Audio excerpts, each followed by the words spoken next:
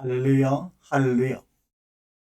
우리가 성경 요한복음 6장 63절의 말씀을 함께 읽고 오늘 이 말씀을 주제로 하여 함께 은혜를 나누겠습니다. 내가 너희에게 이른 말이 영이요 생명이라, 이렇게 말씀했습니다. 말씀이 육신이 되어 우리 가운데 오신 그 예수 그리스도의 그 말씀이 바로 영이요 생명이라고 말합니다. 틀리는 것은 영이니 육은 무익하다고 말하고 있습니다.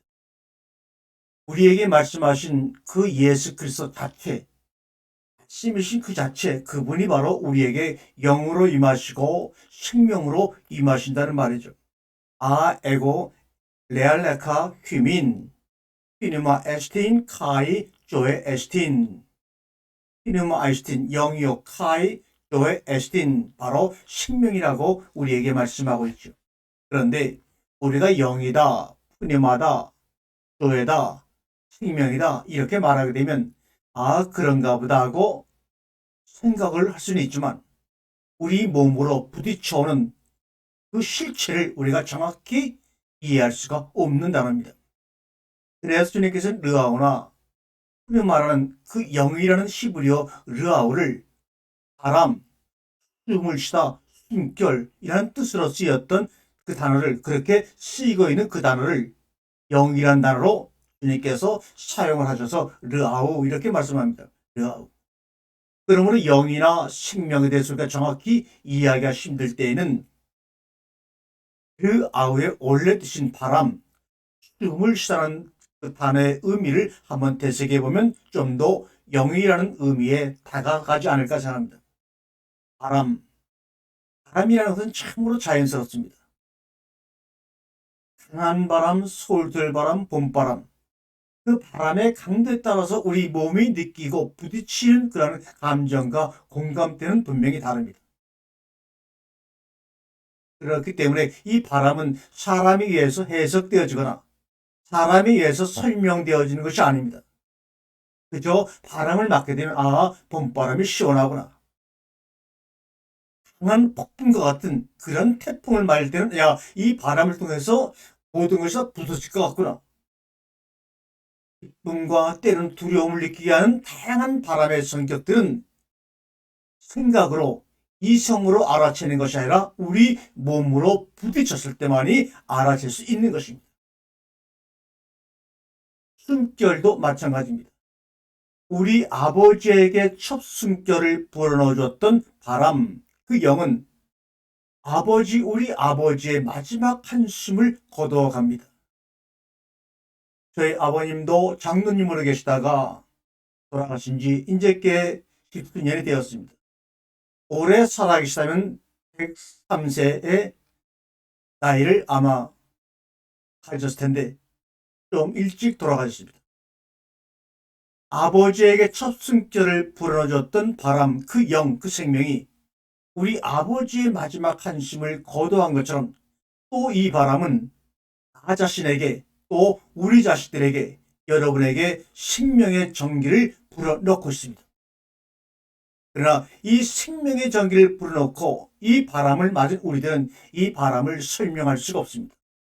해석해 낼 수가 없습니다. 오히려 해석해 내려고 입 바깥으로 바람에 대한 것을 설명하려는 순간 바람에 대한 것을 잊어먹고 마니, 하나님의 말씀이 이와 같은 것입니다.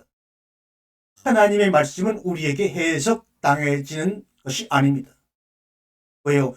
그 말씀은 영이요 생명이라고 그랬기 때문에, 영이라고 하는 것은 우리의 인간들에 의해서 설명되어지고 하나하나 분해되어진 성격의 것이 아닙니다. 이 영이라고 하는 것, 말씀이라고 하는 것은 바로 뭡니까? 바람이 숨결이 우리 코를 통해 들어오게 되면 그저 마시고, 마셨다는 것을 느낄 수는 없지만 이 마심을 내서 오늘도 내일도 내 생명이 유지되고 몸이 움직여지는 것을 보고 바람이 내 속에 들어왔다, 나가고 있는 것이 쉬지 않고 있구나 라고 하는 겁니다. 하나님의 말씀도 이와 같습니다. 하나님의 말씀은 영이요 생명이지만 바로 그 영과 생명이 하늘로서 우리에게 내려오는 예수 그리스도 자신을 우리에게 양식으로 주신 것을 의미합니다. 그러므로 양식이라고 하는 것, 밥이라고 하는 것, 빵이라고 하는 것, 음식이라고 하는 것은 설명되어지고 시비의 대상이 되는 것이 아니라 우리가 먹음으로 말미암아 몸을 통해서 흡수되어진 그 생명의 영양분을 통해서 내가 제대로 먹었구나. 이 제대로 먹은 것을 진정으로 소화시키고 나머지 찌꺼기를 항문을 통해 배출시킨 사람은 먹은 음식에 대해서 내 몸에서 어떤 작용을 인하여 내가 이렇게 생명을 이어가고 있다고 설명할 수가 없습니다. 그런데 설명하고자 한다면 그것은 거짓말입니다. 노자도 도덕경 1장에 이런 얘기를 하죠. 지금으로부터 2600년경의 사람인데 그때 어떻게 이런 말을 했는지, 지금 사람보다도 정신적으로 영적으로 더 높은 차원에 있는 사람인 것 같습니다. 도를, 진리를 진리라고 말할 때는 이미 어떤 진리가 아니다, 이렇게 말하지 않습니까? 여러분, 우리는 이 눈에 보이는 지구라는 것이, 이 땅이라는 것이 사람에게 속한 것이 아닙니다. 그런데 땅이 사람에게 속한 것처럼, 사람의 소유인 것처럼 땅 따먹게 하는 부동산의 열풍이 우리나라와 주변의 많은 나라에서 불고 있죠. 땅을 자신의 소유로 여기면서 소유하려고 땅 따먹기를 하는 순간 땅은 고통과 고난에 빠지며 인간과 확실하게 점점 분리되어 나갑니다. 그러나 사람이 땅에 속한다는 것을 알아야 합니다. 땅이 사람에게 속한 것이 아니라 사람이 땅에 속한다는 것을 알아야 합니다. 그러나 다 모두 잊어먹고 삽니다. 그러나 이번 코로나19 사태를 통하여 우리는 분명히 다시 한번 깨달아야 합니다. 땅이 우리의 소유물도 아니고 우리에게 속할 수 있는 대상도 아니고 우리 사람이 오히려 땅으로 지어진 땅에 속한다는 것을 깨달을 때 이 지구상의 미생물과 사람은 공존하고 살 수가 있습니다. 우리가 하루하루 누리는 삶의 끝은 살아남는 삶의 시작이라는 것을 여러분 깨달으세요. 우리가 이 땅의 일부이듯 그대들도 여러분들도 이 땅의 일부이므로 우리는 하나입니다. 우리는 하나님이 한 분뿐이라는 것을 압니다. 그렇다면 그 하나님을 아버지요 하나님하고 부르는 여러분과 저는 결국 형제인 것입니다. 자매인 것입니다. 이것을 일찍 깨달아 알고 형제 자매로서의 생명의 공동체를 이루고 살 수 있다면 그것이 바로 하나님 나라의 시작이고 끝이 아니겠습니까? 오늘은 선악나무 죽어서 생명 열매를 맺는다, 이것을 우리는 신화라고 여겼습니다. 때로는 신앙적인 사람들이 그것을 신앙으로 해석해서 하나님께서 명령한 것을 지키지 못한 첫 번째 원죄 동기라고 이야기합니다. 신화라고 하는 것은 그리스어로 미토스라고 합니다. 이성이라는 말씀이라고 하는 것은 로고스라고 합니다. 그러나 로고스라는 단어가 생긴 시기는 플라톤이라는 철학자가 활동했던 그 시기를 전후로 해서 늦게 생긴 단어입니다. 그 전까지는 플라톤 이전에는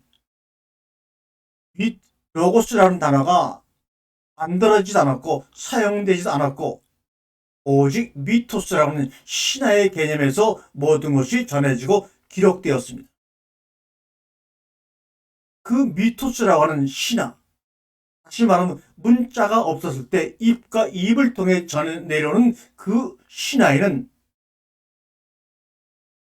혼돈과 공허와 흑암의 바닥에서, 신면의 바닥에서 구원의 음성이 들려온다는 모티브가 잠겨 있는 것이 신화입니다. 암흑의 순간, 진정한 변형의 메시지가 쏟아 나오는 순간이라는 것이죠.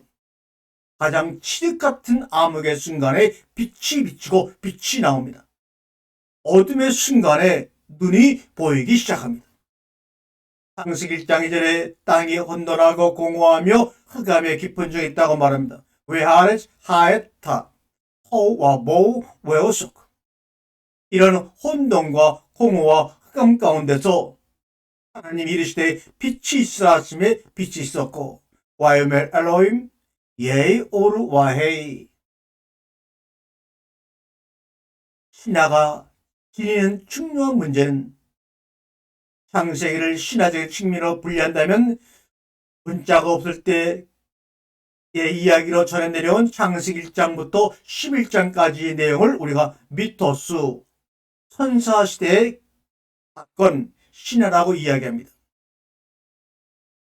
신화가 지니는 중요한 문제는 인간의 마음과 다른 생명을 죽여 그것을 먹이로 삼는 잔혹한 삶의 현재 조건을 화해시키는 것입니다. 이것을 바로 압이, 햄이, 용서, 상감이라고 신약성경에서는 사용하고 있죠. 식물만 먹는다고 해서 이러한 전제 조건과 무관하다고 주장하면 안 됩니다. 식물 역시 살아있는 생명체이기 때문입니다. 삶의 요체 중 하나가 바로 생명이 생명을 먹는, 다시 말해서 스스로를 먹는 행위가 아닌가요? 생명은 분명 생명을 먹고 살아갑니다. 생명이 생명을 먹어서 생명이 됩니다. 이것이 바로 신화라고 하는 신화의 스토리입니다.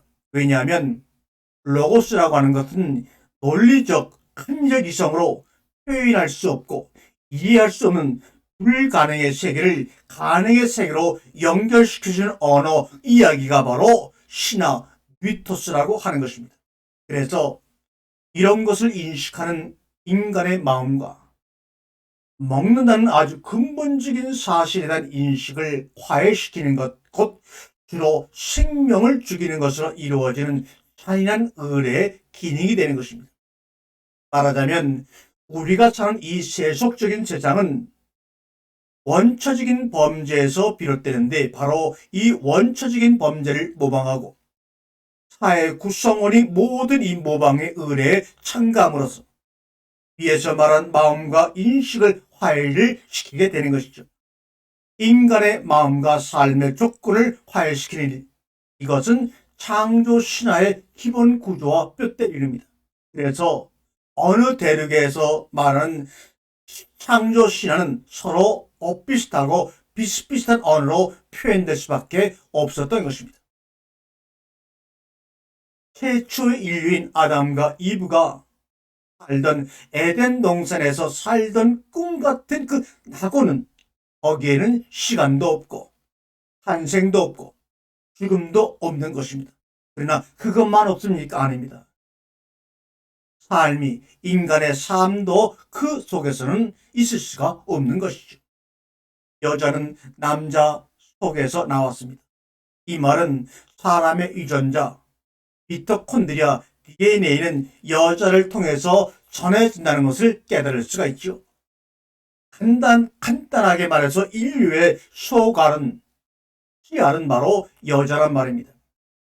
남자가 먼저 창조되었지만 여자는 남자 속에서 그 속을 가지고 나왔기 때문에 소갈이라고 할 수가 있습니다. 남자의 DNA는 사방으로 흩어져 결국 사라져버리고 말죠. 사방으로 뿌리기만 합니다. 그러나 여자는 그렇지가 않습니다. 대대로 물려줍니다. 아담과 이브의 신화가, 여러분 신화라고 얘기하면 제가 엉뚱한 거짓된 것이라는 개념의 뜻으로 신화를 받아들이면 안 됩니다. 이 아담과 이브의 신화 할 때 이 신화를 한문으로 한 글자로 표현하면 우리가 시인할 때 시입니다. 우리가 시를 많이 읽으면 얼마나 정서적으로 도움이 됩니까? 이 시라는 것은 말씀 원자에다가 절사자가 합해진, 다시 말하면 성전이라는 글자가 합해진 두 개의 글자가 합해져서 만들어진 단어입니다. 그래서 언어로, 말로 이루어진 성전, 이런 뜻입니다. 그러면 아담과 이브가 말로, 언어로 우리를 통해 우리에게 전해주고자 하는 그 함께하는 성전의 이미지는 어떤 것인가? 아담과 이브의 신화가 우리에게 전하려고 하는 이 대극의 이미지, 대극이라고 하는 것은 서로 다르다는 것입니다. 이 대극이라는 것은 대립된 플러스 알파와 플러스와 마이너스가 아니라 하나의 뿌리를 지닌 서로 상대적인 것이라는 것을 말할 때 대극이라는 말을 합니다. 도대체 이 서로 다름이라는 인식이 무엇입니까? 아담과 이브가 선악과를 따먹고 서로 다르다는 인식을 하게 되었습니다. 분명 아담은 흙에서 지음받았고 여자는 그 흙으로 지음받은 남자의 속에서 나왔다면 서로 대립된 양극이 아니라 하나의 뿌리를 지닌 서로 다른 형태로 보여주고 있는 것입니다. 그렇다면 서로 다르게 보여진다고 하는 그 인식이 무엇입니까? 서로 다름이라는 인식은 바로 먹음이라는 것에서 비롯됐죠. 이것을 우리는 죄악이라고 원죄라고 기정사실로 못 바꿔놓고 모든 것을 시작하고 단추를 끼려니 첫 단추가 잘못 낀 옷이 아무리 노력한들 아름답고 정상적으로 보이겠습니까? 다른 말로 하면 먹지 말라고 하는 선악의 나무를 먹음으로써 인하여 인류는 낙원의 동산이라는 신화적인 꿈의 시간대에서 바깥으로 내보내집니다. 시간이 없는 초시간대니 이 시간대는 시간이 없는 것, 남성과 여성이 저희가 서로 다르다는 것을 모르는 것이 바로 에덴 동산 울타리 안입니다. 이 낙원에서 남성과 여성은 그저 하나님의 아름다운 보시기에 심히 좋았다라고 할 수 있는 피조물에 지나지 않습니다. 뿐만 아니라 하나님과 인간이 서로가 함께 동거하는 그러한 모습으로 지내는 것입니다. 그런데 이 남성과 여성이 우리가 무엇인지 제대로 알 수 없지만 선악을 알게 하는 나무를 먹음으로 인하여 다름의 인식을 하게 되죠. 이 바로 선악을 알게 하는 지식의 나무가 서로 다름에 관한 인식의 출발점입니다. 이 나무를 먹음으로써 둘은 서로 다름을 인식하게 되는 것이 바로 창세기 3장의 내용입니다. 서로 다름을 비로소 아담과 이브가 인식할 수 있게 되고 보니 저희가 서로 다르다는 것도 인식하게 되었죠. 그래서 황급히 부끄러운 것을 가립니다. 보세요. 그전에는 서로가 다르다는 것을 대극이라는 것을 모르지 않았어요. 그래서 벌거벗었으나 부끄러워하지 않았어요. 여기에서 서로 다름은 남녀뿐이 아닙니다. 남성과 여성은 서로 다름의 하나에 지나지 않습니다. 또 하나의 서로 다름은 인간과 하나님입니다. 하나님과 내가 전혀 다르다는 것을 인식하고 하나님을 두려워하며 그의 음성을 피하여 숨습니다. 또 후에 바벨론 포로 이유를 가게 되면 하나님과 사탄이라고 하는 서로 다름의 대극이 나타납니다. 그러나 역시 가장 중요한 대극은 남성과 여성의 다름, 하나님과 인간의 다름, 너와 내가 다르다는 서로의 인식이 생김으로 인해서 우리는 참으로 어려운 고난의 길을 걸어갑니다. 그러나 그 고난의 길 가운데서 하나님을 결국은 직면하게 되고 내가 누군지를 알게 되는 서로 다름의 출발입니다. 이 서로 다름을 인식하게 되자 인간들은 선악의 분별이 생깁니다. 그러니까 아담과 이브는 단지 이원성, 서로 다르다는 것을 인식했다는 죄로 초시간적인 융합의 낙원에서 쫓겨나는 겁니다. 그런데 이 세상에 나와 살자면 서로 다름이란 문맥에 따라, 환경에 따라, 논리에 따라 살지 않으면 살 수가 없지요. 선악과를 먹은 결과는 둘은 서로 다름을 인식하죠. 이게 바로 우리가 인식하고 있던 죄라고 하마르티아라고 하는 겁니다. 죄에 대한 인식의 첫 결과가 무엇입니까? 말씀드린 대로 아담과 이브가 하나가 아니고 너와 내가 하나가 아니고 매일매일 교회당에서 설교를 듣고 교제하고 기도하고 찬양하고 식사를 나누면서도 그 마음의 무의식 가운데서 너와 나는 하나가 아니야. 그것이 바로 죄에 대한 인식의 첫 결과요 마지막입니다. 아담과 하와가 하나가 아니고 둘이고 서로 다르다고 인식하게 된 것입니다. 이 죄인식을 그 전 차원으로 하나라고 인식했던 그 차원으로 돌아가라. 이게 바로 성경이 누누이 말하고 있는 회개, 메타노예요. 각성하라, 깨어라 마음을 돌이키라는 것입니다. 예수가 신랑, 우리가 신부가 되어 다시 초시간대인 시간이 없는 그 영적인 시간대에서 하나님을 인식하고 경험하게 되는 것이 바로 회개를 통하여 들어가는 하나님의 나라입니다. 낙원에서 있었던 사건이 인류를 이렇게 만들어 놓기 전까지는 삶이 하나로 융합되어 있었습니다. 이런 메시지를 우리에게 전하고 있는 것입니까? 그것은 의식의 수준에 따라 달라지는 문제이지 거기에서 있었던 사건과는 관계가 없습니다. 의식의 수준에는 자신을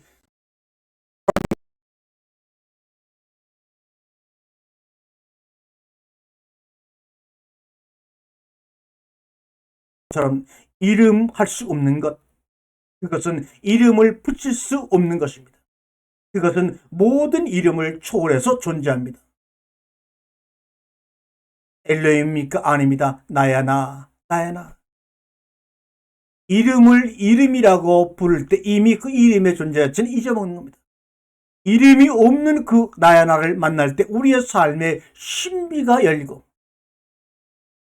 이름을 불렀을 때 이름이 주어지게 되면 우리는 그저 눈에 보이는 실체만을 만날 수가 있는 것입니다.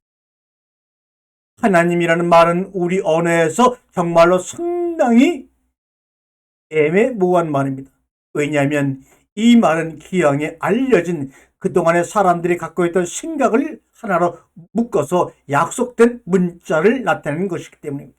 그러나 초월한 존재는 기왕에 알려진 바도 없고 알 수도 없기 때문에 나야 나 이렇게 말할 수밖에 없는 것이죠.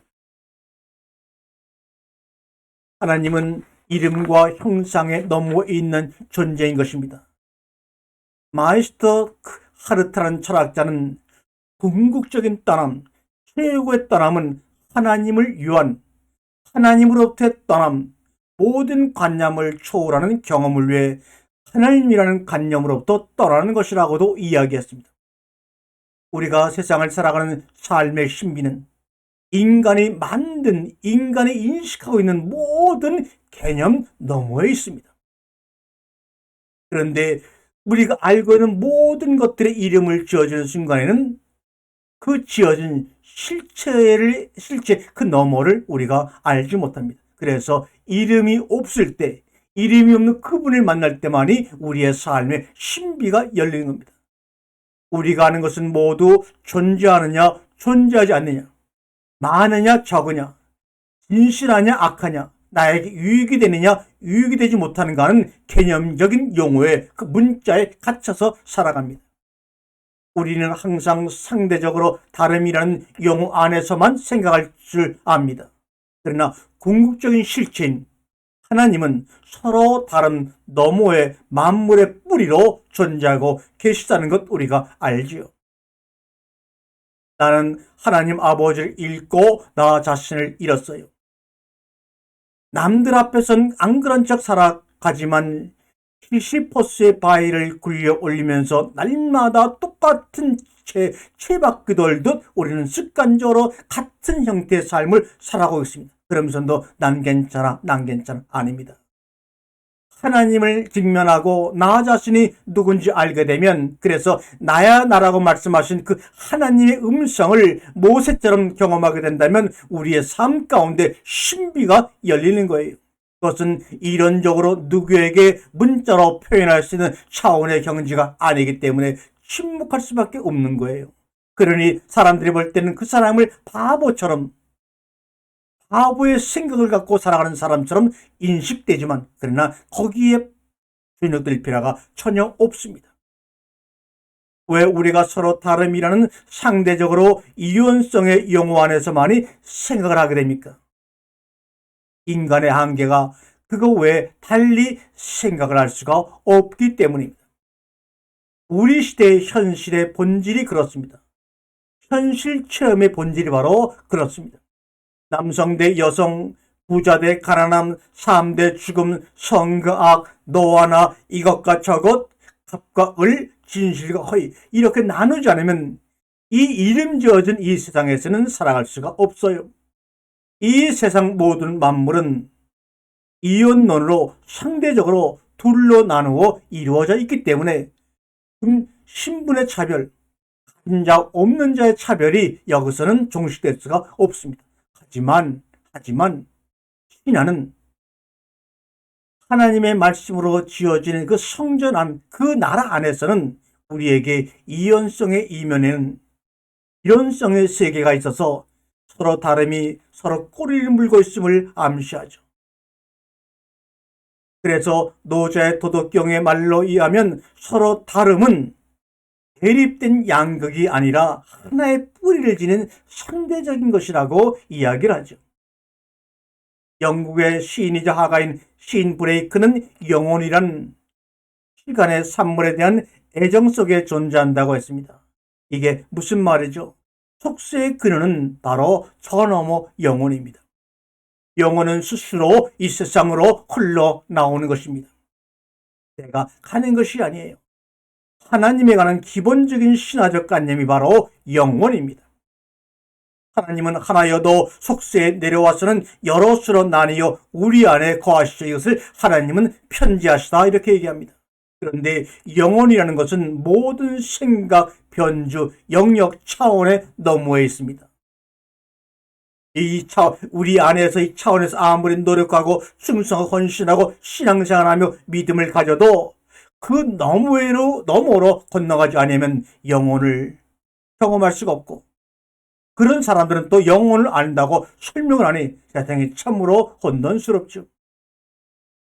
언어로 문자로 옷 입히려는 우리의 초라한 노력이 있었기 때문에 우리에게 알려진 것, 이름이 생겼다는 뜻입니까?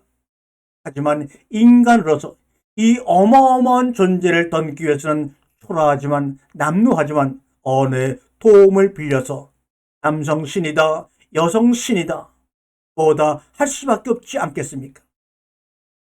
그렇기는 합니다만 문제는 남성이니 여성이니 해서는 그 존재를 전혀 이해할 수 없다는 겁니다. 남성이니 여성이니 하는 것이 초월성의 의미를 이해하기 위한 도약대라고 징검다리라고 할 수는 있겠죠. 그러나 초월성이라는 것은 초월하는 것, 이원성을 넘어서는 것을 뜻합니다. 우리 시공의 장에 있는 만물은 모든 것이 다 이것 아니면 저것, 선 아니면 악, 이원적입니다. 신의 화신은 남성으로 나타나기도 하고 여성으로 나타나기도 하는데 우리 자신이 바로 하나님의 형상을 지닌 모습이기 때문에 저 사람은 여성이요 나는 남성이라고 우리는 느끼고 인식하는 것입니다. 이렇게 말하면 우리는 실제적으로 형상학적 이연성에 증명된 한 측면으로만 남자 아니면 여자로만 이 땅에 태어나는 것입니다. 인도에 가보면 참으로 재미있는 인사법이 있습니다. 두 손을 모으고 상대에게 고개를 숙이는 겁니다. 여러분 그 의미를 알고 계시죠? 그 두 손을 모으고 상대에게 고개를 숙이는 의미는 왜 우리도 기도할 때 두 손바닥을 붙여서 겸손하게 기도하지 않습니까? 손바닥을 서로 붙인다는 것은 내 안에 있는 신이 상대방 안에 있는 신을 알아본다는 뜻입니다. 이들은 만물 안에 신이 있다고 믿으니까 그렇습니다. 인도 사람의 집에 손님으로 들어가는 사람은 손님 신으로 대접을 받는다고 합니다. 우리는 살아가면서 사악한 일에도 악한 일에도 참여하고 있어요. 알게 모르게. 그 일에 참여하지 않으면 우리는 이 세상에서 살아가지 못합니다. 우리가 잘한다고 했던 일들이 어느 누구에게는 악한 일이 되고 고난이 됩니다. 이 세상 피조물이 피할 수 없는 아일러니 가운데서 우리는 날마다 한 발자국씩 노력하며 살아갑니다. 신화에서 선악의 관념은 어떻게 나타나는가? 빛의 심과 어둠의 심의 갈등으로 나타나는 선악의 관념 말입니다. 원래 이 선악의 관념이라는 것은 성경에 있는 개념도 아니고 유대교 가운데 있는 개념도 아니고 바벨론이라는 나라에 조로아스터교라는 불을 믿는 종교가 있는데 바로 조로아스터교의 그 생각이 이론이 바로 선악의 개념입니다. 그래서 이스라엘 백성들이 바벨론의 포로로 잡혀갔다 돌아오면서 이언론의 교리, 선악의 교리를 가져가서 이 창세기 선악과의 사건을 해석하고 함으로 말미암아 이언론의 세계를 우리 가운데 끄집어 들여와서 지금 유럽의 철학을 지배하는 이언론의 사상의 기본이 된 것은 바로 바벨론의 조로아스터 교회의 교리에서 나온 것입니다. 성경하고는 전혀 상관이 없는 것이 성경의 교리처럼 우리에게 받아들여지고 믿고 있다는 것입니다. 이제는 여기서 떠나야 되겠죠. 이런 바벨론의 교리가 유대교와 기독교로 흘러 들어왔어요. 다른 종교의 전승에 따르면 선악은 우리의 입장에 따라서 상대적인 것 아닙니까? 어느 한쪽이 선하면 그 반대쪽은 악하고,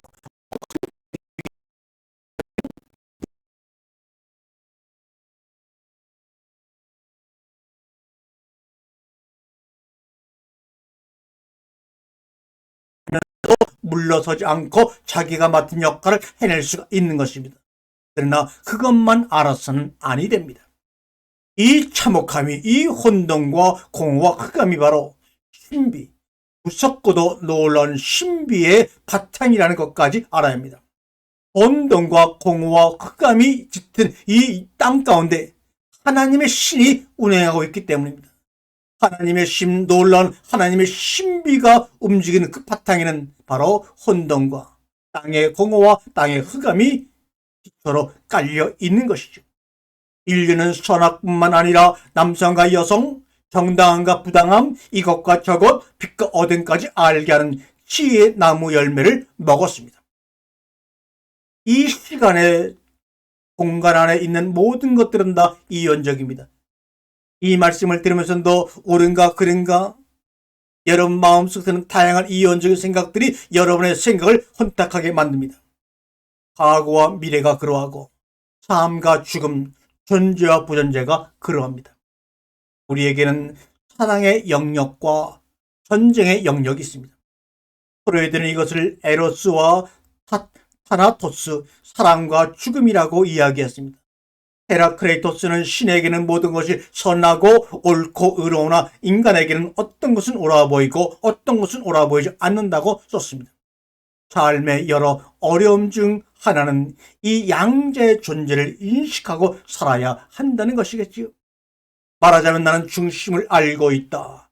나는 선과 악이라는 것은 이 속세의 착각일 뿐이요, 하나님이 보시기에는 아무 차이도 없는 것임을 안다.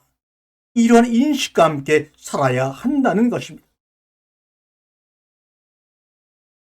나무란 창세기 창조 셋째 날부터 등장하기 시작한 나무가 여섯째 날에 우리에게 또 등장하고 신약의 마지막, 처음과 마지막을 또 나무로 종결하고 완성합니다. 나무란 생명의 나무, 우리 자신의 삶의 나무를 말하고 있는 것입니다.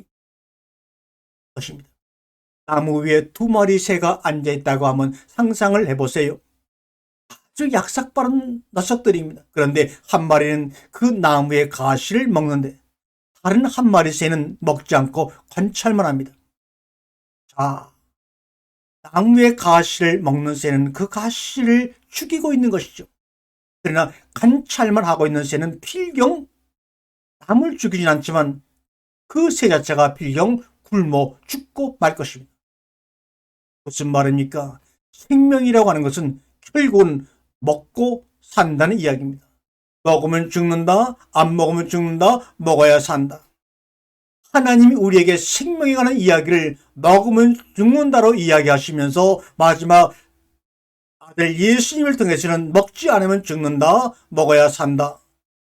하나님도 예수님도 온 우주의 창조자이시고 아버지 되시는 그 우리 입으로 문자로 표현하신 그분이 우리에게 생명을 경험시키고 생명을 이해시키기 위해서 쓰신다는, 먹는다는 단어, 그 단어를 통해서 모든 것을 표현하려고 하셨던 아버지의 그 마음,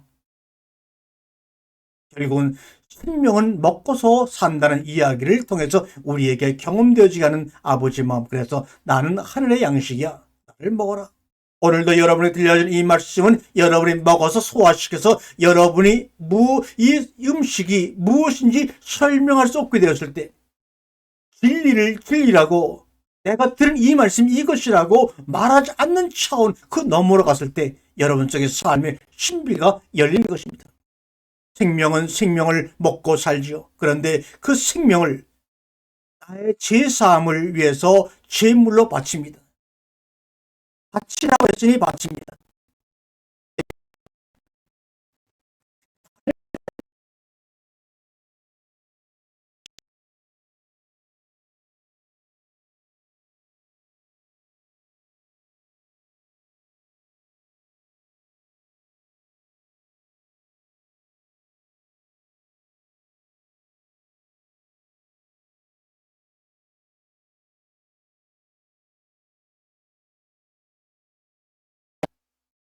하나됨을 하는 것입니다.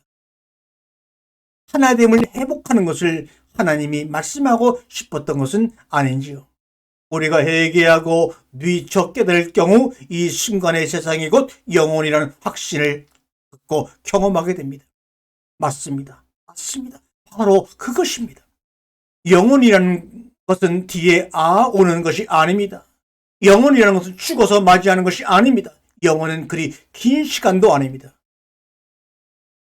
찰나 영혼이라는 것은 우리의 시간과는 아무 상관도 없는 것입니다. 영혼이라는 것은 세속적인 생각을 끊는 바로 지금 이 자리에 있습니다.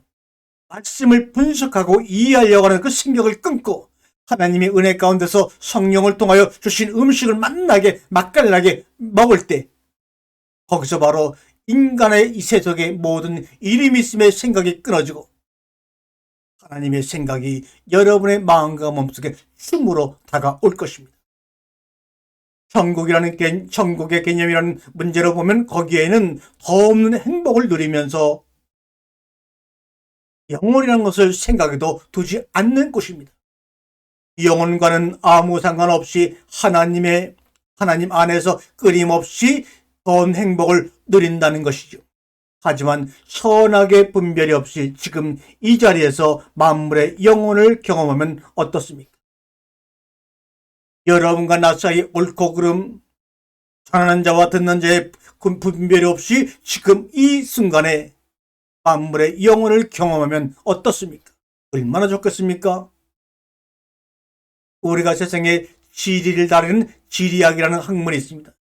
지리학은 우리의 문화와 종교관념의 모양을 빚는데 큰 역할을 하고 동기를 부여하죠. 예수님이 활동하셨던 그 가나안 지역은 바로 사막 지역입니다.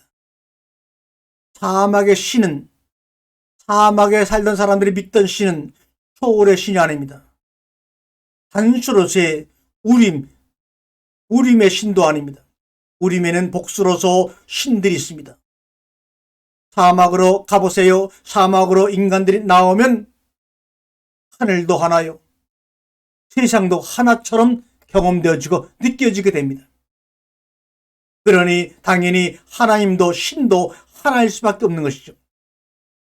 우림이 나일강의 울창한 숯불과 그 물의 폭풍우 속에서 수많은 신들을 섬겼던 이스라엘 백성들이 하나님 인도로 광야 나와 40년 동안 살아가면서 사방을 둘러보고 하늘을 둘러봐도 하늘도 하나요, 세상도 하나인 것밖에 경험할 수 없는 그 장소에서 당연히 하나님은 우리가 알던 대로 수많은 신들이 있는 것이 아니라 하나님은 유일하게 한 분뿐이구나 하는 것을 그들은 알고 그 생각과 깨달음 속에서 문자로 신하로 전해 내려오던 모든 소리들을 울림들을 로고스로 문장화시킨 기간이 바로 40년의 광야 생활입니다. 그러나 아프리카 정글에 가보세요. 그 정글에는 지평선은 그냥 10m 앞도 보기 어려울 지역들이 많이 있습니다. 그런 지역에서는 앞을 한시도 내다볼 수 없고 하늘도 제대로 보기가 어렵기 때문에 하나의 신, 유일신 관념이 생길 리가 없죠. 광야는 유일하게 유일신을 경험할 수 있는 장소입니다. 이스라엘 백성들의 광야 40년, 예수를 비롯한 믿음의 선배들도 그래서 다 이 광야의 길을 통과했던 것입니다. 그래서 하나님에 관한 관념을 세상으로 또 투사하게 됩니다. 지리학이 어떤 종족에서 신의 이미지를 만들어 빚습니다. 그 다음에는 이 이미지를 바꿔 거꾸로 투사하고 이것을 엘로힘이라고 부르는 것이죠. 하나님의 관념은 그 사람들이 살고 있는 문화적 조건에 제약을 받습니다. 선교사가 자기가 생각하는 엘로힘, 자기 신을 어느 땅에 들여온다고 한들, 어느 지역 가서 그 엘로힘을 선교한다고 한들, 그 엘로힘은 그 땅 사람들이 상상할 수 있는 식으로 변모되어 믿게 될 수밖에 없는 것입니다. 인류의 생활 양태가 동물 사냥에서 고정적으로 한 곳에 머무는 식물 경작으로 농업시대로 바뀌면서 신화적 상상력에는 어떤 변화가 생겼을까요? 대단히 극적이고 전반적인 변화가 생기기 시작합니다. 신앙만 변한 것이 아니라 정신 자체에도 변화가 있었다는 게 전문가들의 고증입니다. 보세요. 동물이라고 하는 것은 완벽한 하나의 독립적인 개체입니다. 동물은 가죽에 쌓여있죠. 우리가 동물을 죽이면 이 동물은 영영 죽고 맙니다. 그 동물에겐 그것이 종말이었 것입니다. 그러나 여러분 주변에 식물의 세계는 그런 일이 일어나지 않습니다. 그 까닭은 식물은 스스로의 생명을 내부에 간직하고 있는 생명체이기 때문입니다. 식물의 경우 대궁을 자르면 다른 순이 나옵니다. 가지치기는 식물을 죽이는 것이 아니고 오히려 식물의 생장에 또 많은 열매를 맺게끔 도움을 주는 것이 가지치기입니다. 식물은 영속하는 생명을 내부적으로 지니고 있는 것입니다. 바로 여기에서 창세기 1, 2, 3장에서 동물을 생명의 애하러 드시지 아니하고 식물을 들고 주님이 설명을 하시는지 이해가 되는 대목입니다. 창조 셋째 날에 씨가 진 열매 맺는 나무가 여섯째 날에 우리의 양식으로 주어지면서 열매 안에 씨가 진 나무로 우리에게 보여지면서 나무를 가지고 우리에게 생명을 설명하시는 주님의 마음을 이제는 아시겠지요. 열대에 밀린 것 관련이 있는 또 하나의 관념은 썩는 데서 생명이 나온다는 것입니다. 아프리카 오지에 가보세요. 수많은 낙엽과 나무들이 죽어서 장관을 이룹니다. 그 썩은 나무와 잎들이 연료가 되고 영양물이 되어서 새로운 생명을 날마다 뿜어냅니다.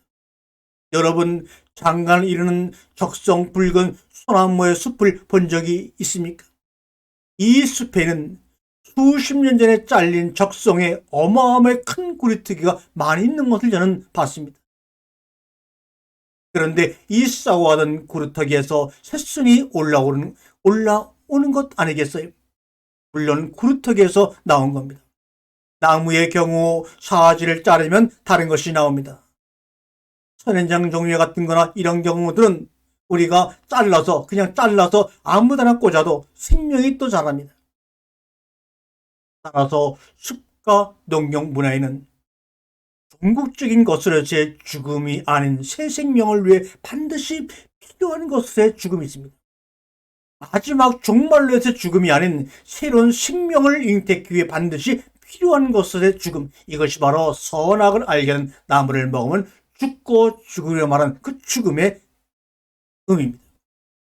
여기에서는 개차라고 하는 것은 완전한 개차가 아니라 식물의 한 가지에 불과하죠. 예수님은 이 이미지를 이용해서 나는 포도나무요 너희는 가지니 하고 말합니다. 이 포도나무의 이미지는 동물의 이미지와는 전혀 다릅니다. 농경 문화는 먹이가 될 식물을 끊임없이 지켜 세웁니다. 생명이 솟아나기 위해서는 누군가가 죽어야만 했던 것입니다. 태어나기 위한 죽음, 살리기 위한 죽음, 죽기 위한 태어남, 이 두 가지 뺐더니 요즘 저에 하두고 모든 것을 걸고 주님과 묵상하며 대하는 소재입니다. 선악을 알게 하는 나무를 먹으면 부트타무 죽고 죽으리라. 모든 세대는 다음 세대가 오게 하기 위해서 죽어야 합니다. 땅에 쓰러지는 고목과 떨어진 입에서 새싹이 나옵니다. 이것은 죽음에서 생명이 솟고 죽음으로부터 새 삶이 비롯됨을 우리로 하여금 깨닫게 하는 것 아니겠습니까? 어설프게 결론이라도 내려보자면 생명이 늘어나려면 죽음이 늘어나야 합니다. 이 지구의 적도대 문화의 특징은 희생제물을 바치기 위해 광문에 있다는 데 있습니다. 우리가 레위기에서 이 제물의 이야기의 진위가 바로 이것이 아니겠습니까? 세상을 떠난 사람은 땅에 묻히고 거름이 됨으로써, 거름이 되어 곡물을 기름지게 가끔으로써 우리의 양식으로 다시 되돌아옵니다. 그리스도는 십자가에 못 박혀 세상을 떠나지요. 바로 그의 그 십자가에 못 박혀 떠난 육신 가운데서 우리의 생명을 살리는 영적인 양식, 말씀, 생명이 흘러 넘치는 것입니다. 그래서 주님은 나는 밥이야, 나는 물이야, 나를 먹고 마셔라, 그래야 네가 산단다. 아주 심플하게 말씀하시죠. 이게 바로 팩트입니다. 그런데 같은 내용, 이 같은 말씀을 두고도 우리는 다른 생각을 하므로 그 문자에 붙잡혀서 자기의 인식에 붙잡혀서 복잡하게 이야기를 합니다. 그래서 말이 많아집니다. 그러다 보니까 자연히 그 사람 가운데 풍기는 인간적인 냄새를 그는 자신도 모르게 잊어먹고 삽니다. 적은 냄새만 풍깁니다. 저는 인간다운 사람, 인간미가 넘치는 늘 예수님의 생수와 떡을 먹으러 말미암아 그 안에 넘치는 단순한 교제를 원하고 그런 분을 만나기를 원하고 있어요. 예수 그리스도의 죽음은 감사와 감격이죠. 저에게는요. 여러분에게는요. 그 감사 행복, 예수 그리스도가 나를 위해 십자가에 죽었다고 하는 그 사건에 대해 최고로 우리가 감격하고 감사할 수 있는 그 표현 방법, 그것은 바로 거기서 흘러나온 양식을, 밥을, 물을 날마다 충분히 먹고 마시는 겁니다. 그래서 우리의 날마다 기도가 다 다른 것을 내려놓고 나에게 일용할 배고픔을 주세요.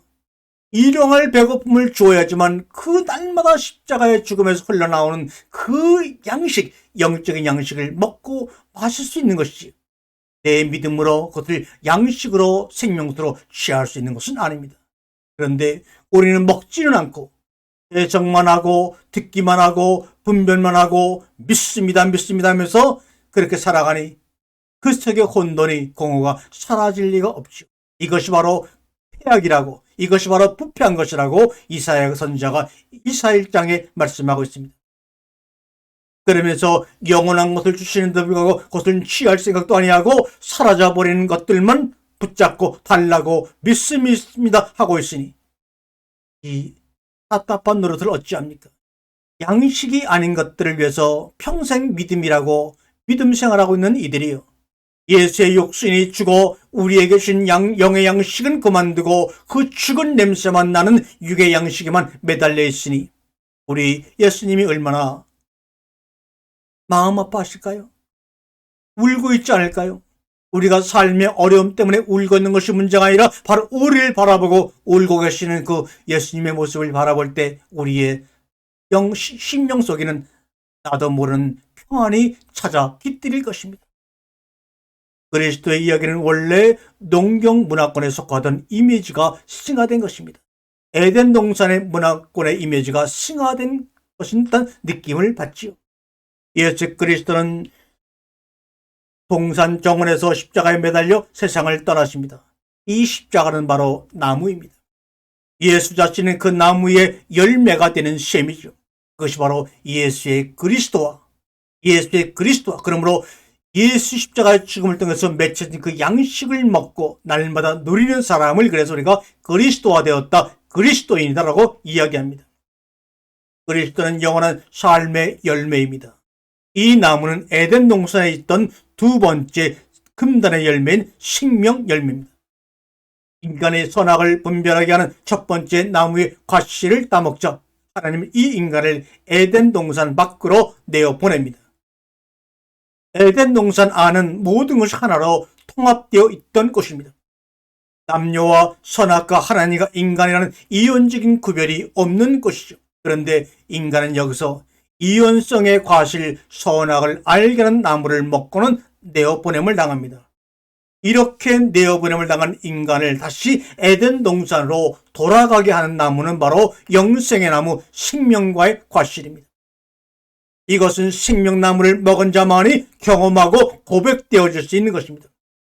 그래서 선악과가 선악을 알게 하는 나무로는 먹지 말라 한 것입니다. 나무와 열매는 분별될 수 있는 것이 아니고 둘이 아니고 뿌리가 같은 하나입니다. 맞습니다. 선악나무 죽어서 생명과를 맺는 것입니다. 바로 첫 번째 금단의 열매는 사실상 먹을 수 없는 거죠. 우리말 성경에는 선악을 알게 하는 나무의 열매를 먹으면 이라고 하지만 선악을 알게 하는 나무의 열매, 펠이라고 하는 이 단어가 히브리 원문에는 없습니다. 그저 선악을 알게 하는 나무를 먹으면 나무를 어떻게 먹습니까? 그런데 여기다가 나무를 먹을 수 없다고 생각한 번역가들이 열매는 말을 더 붙여가지고 선악을 알게 하는 나무를 먹으면 이라고 더해서 고역을 하고 말았습니다. 선악을 알게 하는 나무를 먹으면 나무를 누가 먹습니까? 사실상 메타포 비유입니다. 생명과로 연결시키는 메타포를 지금 주님은 여기서 이렇게 사용하고 있는 것입니다. 에덴 동산으로 돌아가는 것, 이것은 많은 종교가 겨냥하고 있는 최종 목표죠. 야훼는 인간을 에덴 동산에서 내어보낸 뒤에 문 앞에다가 그룹과 두루던 화영검을 세웁니다. 우리가 절에 가도 안에는 영상의 나무 아래 앉아있는 부처의 이미지가 있고 문 앞에는 두 문지기가 있는데 이 문지기가 바로 그룹입니다. 우리는 영생의 나무에 다가가기 위해서는 반드시 이 그룹 사이를 지나가야 합니다. 건너가야 합니다. 기독교의 전승에는 그리스도가 십자가에 매달린 채 영생의 나무 위에 걸려있는 이미지가 있습니다. 그리스도는 바로 이 영생의 나무의 열매인 것입니다. 사랑하는 성도 여러분, 정말로 사랑합니다. 겟셋마네 동산은 아담의 머리 위에 십자가 꽂히는 현장이 바로 에덴 동산입니다. 겟셋마네 동산은 아담의 머리 위에, 여러분과 저의 머리 위에 십자가 꽂힘으로 말미암아 우리의 목이 잘리고 그 위에 예수의 목이 접붙임을 당하는 바로 그런 현장이 바로 에덴 동산의 최종적인 모습입니다. 나의 머리 위에, 여러분의 머리 위에 십자가 꽂히는 현장이 바로 에덴 동산입니다. 하나님이 순종치 아니하는 모든 사람을 거두어 두심은 하나님이 순종치 아니하는 수많은 모든 사람들을 거두어서 품어 두심은 모든 사람들에게 할렐루야 긍휼을 베풀려 하심이라. 할렐루야. 하나님께서 모든 사람을 순종치 않는 상태에 가두어 두신 것은 그들에게 자비를 베풀려 하시는 것입니다. 아멘. 감사합니다. 하나님의 부유하심은 어찌 그리 크십니까? 하나님의 지혜와 지식은 어찌 그리 깊고 기쁘십니까? 그 어느 누가 감히 하나님의 판단을 헤아릴 수 있으며 그 어느 누가 하나님의 길을 더듬어 찾아낼 수가 있겠습니까? 우리가 순종치 않아야 하나님의 자비가 소용에 닿게 됩니다. 순종하면 하나님에게 찬스가 생기지 않는 거예요. 그래서 루터가 말하기를 하나님의 자비가 얼마나 되는지 궁금하거든 용감하게 죄를 지어보라고 하지 않았습니까? 그러니까 큰 죄인은 연민하는 사랑하는 하나님을 크게 깨달은 자인 셈입니다. 그러므로 용기를 내세요. 힘을 내세요. 이것은 도덕의 연결과 삶의 가치와 밀접한 관련을 지니는 아주 근본적인 개념입니다. 중세 신화에서 가장 위대한 순간은 인류의 마음이 연민의 가슴으로 활짝 열리는 순간, 즉 열정이 연민으로 변면하는 순간이라고 누누이 말합니다. 열정, 패션 오브 크라이스트란 말도 있죠. 패션이 연민, 컴패션으로 변모하는 순간입니다. 열정 앞에 컴이라고 하는 위드라고는 함께라는 뜻을 붙이게 되면 열정을 소유하는 것이 바로 연민이다, 그런 말입니다. 사랑은 함께 고통받는다는 의미입니다. 불교에서 말하는 자비도 함께 고통을 받는다는 의미입니다. 패션은 곧 고통입니다. 열정이란 말로도 번역이 되지만 고통이란 말로도 쓰이는 단어가 패션입니다. 이걸 함께하는 것이 바로 사랑인 것이죠. 십자가의 고통을 통하여 우리와 늘 영원히 함께하는 것, 이것이 바로 하나님의 연민이요 하나님의 사랑입니다. 이 독일어가 이 연민이라는 컴패션이라고 하는 자비라고 번역되는 이 단어의 의미를 가장 확실하게 표현하는 단어 문자 중에 하나인 것 같습니다. 독일어로 자비는 미트라이트라는 말로 사용됩니다. 미트라는 말은 with, 함께라는 뜻이고, 라이트는 고통, 슬픔이라는 말입니다. 그러니까 여성은 이 남자가 자기와 사랑의 고통을 함께 할 수 있는가를 테스트한 것이 바로 뭡니까? 선악을 알게 하는 나무를 먹게 한 것입니다. 그렇게도 한 부분으로 해석이 되어진다는 말입니다. 우리와 고통을 나누고 우리와 슬픔을 나누어서 함께 되기 원하는 것. 또 아메라는 십자가를 이렇게 우리에게 설명해 주고 있습니다. 즉 인자가 이 세상에 온 것은 십자가에 못 박히기 위해서다. 인자가 세상에 못 박히는 것은 우리의 마음을 연민적으로 열리게 하기 위함이다. 이렇게 말합니다. 이로써 이 세상의 물질에 대한 인간의 그 조잡한 관심을, 고통을 나누기 위해 자기를 희생하는 인간만이 지닌 가치의 세계 쪽으로 쏠리게 하기 위함이라고 십자가를 설명합니다. 서구의 이단 중에서 수천 년 동안 내려오는 기독교에서 말하는 그 서구의 이단 중에서 가장 용서받을 수 없었던 중세 천년, 또 지금까지 2000년도가 될 때까지 기독교 이단 중에서 가장 이단이라고 치부하고 내모는 이단은 어떤 이단이었을까요? 아니 어쩌면 지금도 기독교 내에서는 가장 용서할 수 없는 이단을 어떤 이단이라고 생각합니까?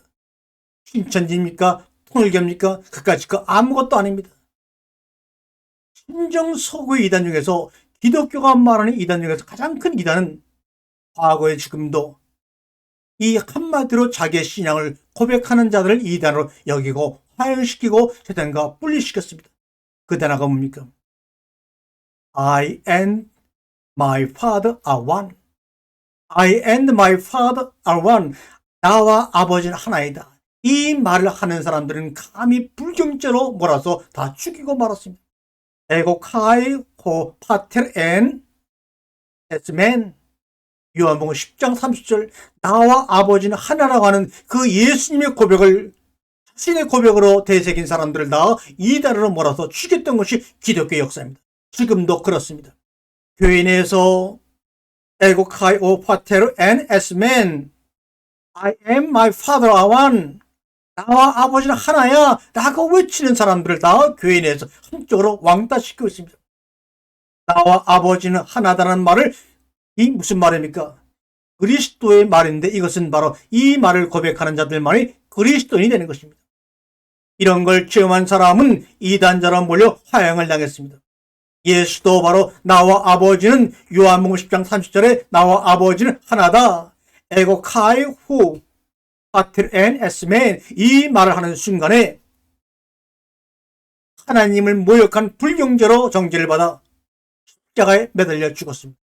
그러므로 여러분 예수님 그리스도의 그 십자가 길을 걸어가서 자기 십자가를 지고 주님의 길을 따라가기 원합니까? 삶의 고난, 가난, 질병 이런 것 때문에 고통을 당함으로 십자가의 길을 간다고 생각하지 마세요. 그건 아닙니다. 나와 아버지는 하나라고 하는 이 고백 때문에 예수님이 십자가상에 죽었다면 우리도 날마다 이 고백을 안으로 밖으로 함으로 말미암아 삶으로 드러내므로 말미암아 여러분이 알지 못하는 심에 의해 자기를 부정하고 십자가의 그 길을 따라가 주님과 하나로 일치가 되는 것입니다. 영어에는 아버지와 화해라는 말이 안토니 멘트라는 말이 있습니다. 이 화해는 하나라는 에트와 에트, 완, 멘트라는 세 개가 합쳐서 만들어진 겁니다. 아버지와의 화해, 아버지의 용서라는 것은 바로 우리가 말을 볼 때는 화해를 당하는 것입니다. 이 화해는 바로 하나가 되는 것입니다. 신약 성경의 헬라의 용서란 단어는 바로 아피엠인데 하나가 되고 결합되고 품어주는 것이 바로 용서지, 우리가 말한 대로 누군가 이놈이 나에게 이런 큰 일을 저질렀어 할 때 나 그를 이해할 거야, 용서할 거야. 이런 뜻의 용서라는 단어가 아닙니다. 참다운 진리는, 참다운 깨달음은 결국은 말 바깥에, 언어 바깥에 있다는 것을 이제 눈치를 채시겠죠. 그렇습니다. 말이라는 것에는, 문자라는 것에는 너무도 많은 조건이 있고 제한이 있습니다. 그런데도 우리 이 하잘것없는 인간은 이 하찮은 언어에 머물러서 이 말씀을 듣는 순간에도 이 말씀을 통해 울려지는 하늘의 소리를 받아들이고 먹으려고 하지 않고 문자에 머물러 있다면 어떻게 될까요? 아름답긴 하나 2% 모자라서 그리려고 해도 표현할 수가 없겠죠. 그래서 결정의 순간, 감격의 순간, 깨달음의 순간, 그리스도인이 되는 순간, 그 예수 그리스도 하나가 되는 순간은 언어밖에 있는 것입니다. 언어로 표현되어 줄 수가 없는 것입니다.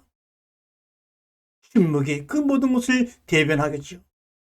이 한마디가 모든 것을 표현하겠죠. 이 한마디밖에는 할 수가 없는데 우리는 너무나 많은 말을 하고 있는 것 아닌가요? 그래서 주님께서도 6일 동안의 창조의 모습들을 하나님 자신도 어떻게 표현하면 그 표현이 손상되어 우리에게 온전히 전해지지 못할까봐 보기에 오브메어도 힘이 보기에 좋구나, 아름답구나, 오브메어도 두 단어로 고백되어지고 그의 침묵 속에서 우리를 바라보고 계신 것입니다.